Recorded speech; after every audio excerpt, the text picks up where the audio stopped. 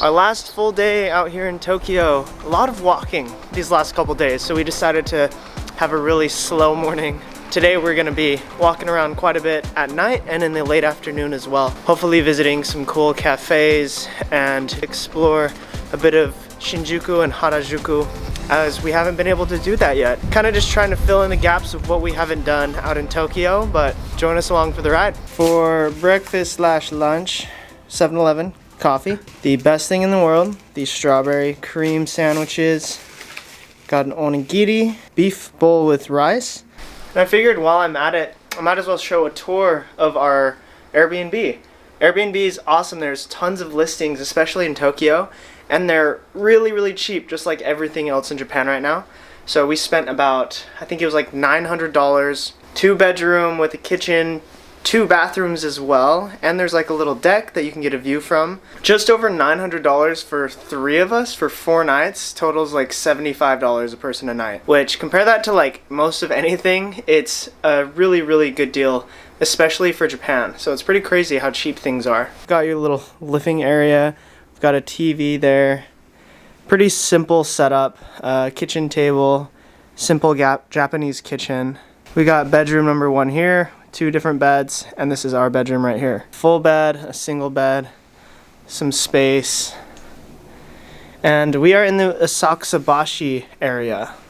Show you the bathroom. This is kind of a strange setup, but we got like a sink here, a toilet with a shower, and then we have bathroom number 2, which is another shower, sink, and that's another toilet as well.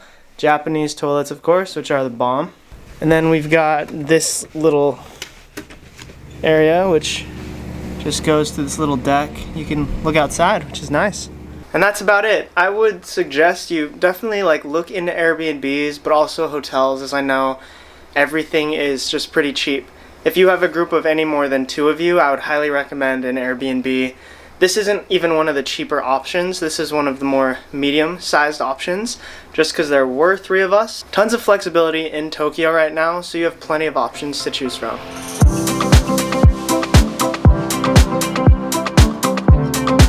We are near Shinjuku right now at the Shinjuku National Garden.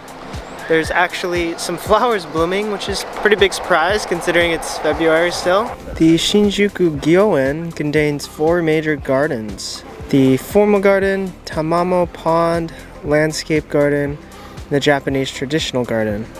The garden houses a wide collection of rare and endangered species of plants from around the Japanese islands. Also from tropical plants from around the world, and a collection of ornamental orchids whose origins go back to the imperial greenhouses of a century ago.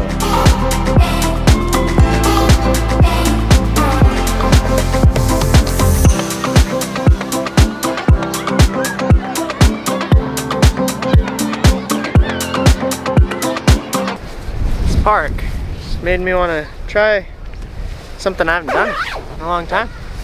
I'm scared, dude. I'm scared.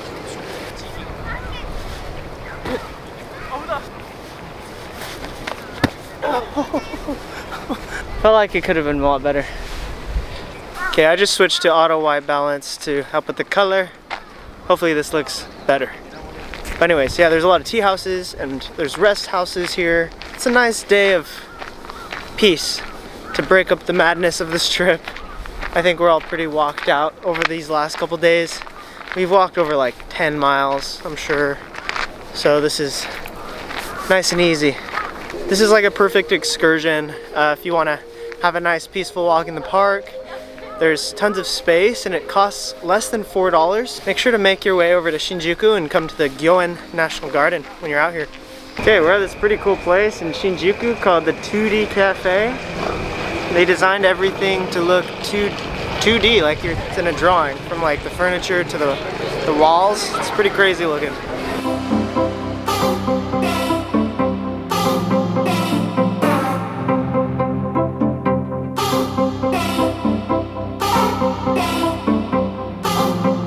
Pretty cool little experience. Not super amazing by any means. I feel like it looks cooler over the phone than in real life. but it was also just super crowded. The sun has officially set. We're gonna walk a little bit more around Shinjuku, which will be pretty fun.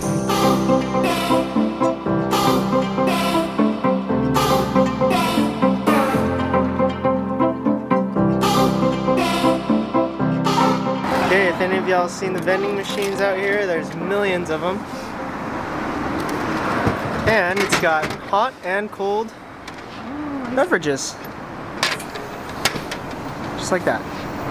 Omoide Yokocha, super famous alleyway.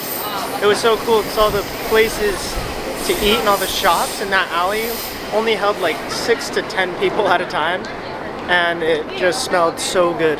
Shinjuku is a really bopping place. There's tons going on out here, and lots of places to eat. Those people look like an AI bot just created all their faces.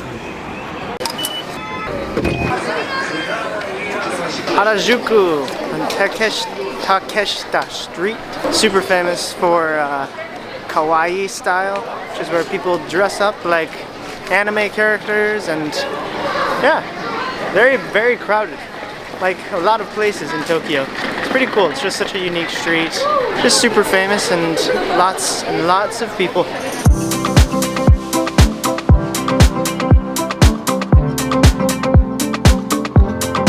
Dinner, we got some shrimp tempura and some udon. We're in Nihonbashi, and we see Pokemon Center building, which is this huge building right here.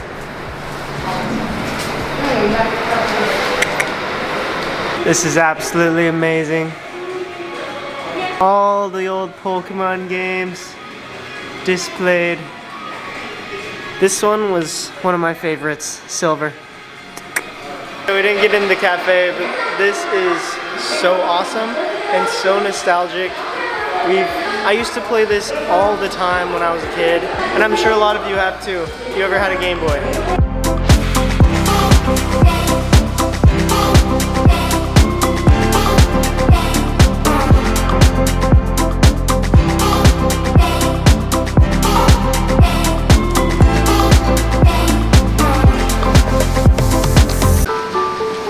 If you know Pokemon, you know this song.